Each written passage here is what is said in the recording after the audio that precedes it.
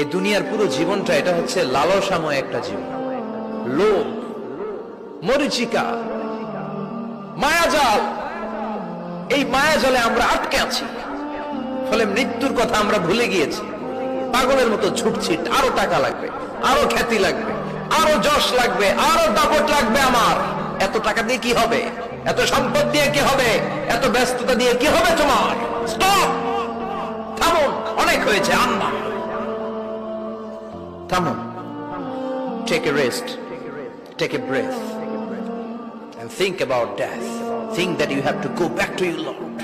একটু বসেন না, একটু ভাবেন যে আমাকে চলে যেতে হবে, চলে যেতে হবে। এই কোলাহল, এই ব্যস্ততা, এগুলো থাকবে, থাকবো না আমি। সাইয়েদনা ওমর ফারুক বলেছেন, মুতু ক্বাবলা আন তামুতু, মরার আগে একবার মরো। হাসিবু ক্বাবলা আন তুহাসাবু আলাইকুম, তোমার হিসাব নেওয়ার আগে তুমি একবার নিজের হিসাবটা করো না। কাগজ বের করে একটু লিখো না কি কি ভালো কাজ করছিলা, যেগুলো দিয়ে নাজাতের ওসিলা হতে পারে। 1 2 3, আর কি কি আকাম কুকাম করছো দেখো না, লিখে দেখো তোমার অবস্থাটা কি। মরার আগে একবার মরো। মরার আগে খাটের মধ্যে শুয়ে শটান করে চোখ বন্ধ করে একবার মরার ভান করে দেখেন কেমন লাগে। চোখটা বন্ধ করেন আর ভাবেন আপনি নাই, কি কি হতে পারে ভাবেন।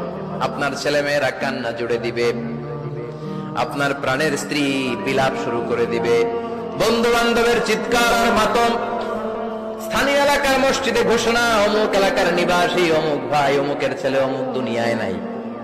সব আত্মীয়রা চলে আসবে, ফেসবুকে স্ট্যাটাস দেয়া হবে, সবাই সবাইকে জানাবে বিকাল 4টায় অমুক হাই স্কুল ময়দানে আপনার জানাজা।